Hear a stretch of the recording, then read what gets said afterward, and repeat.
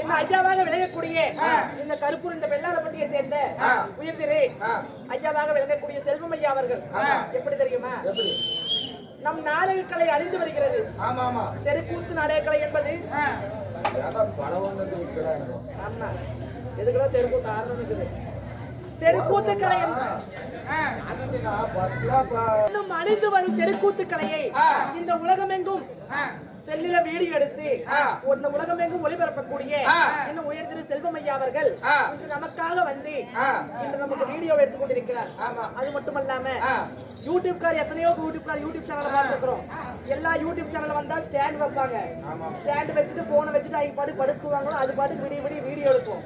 ஆனா விடிய முற்பொழுதுமே தனது இரு கரங்களால செல்லை ஏந்தி கொண்டு ஆமா இரு கரங்களால செல்லை ஏந்தி கொண்டு நடந்து வரும் தெருக்கூத்துக்களை அனைவற்றையுமே சிறப்பான முறையில் நாடகத்தை நடத்தி கொண்டிருக்கிறார்.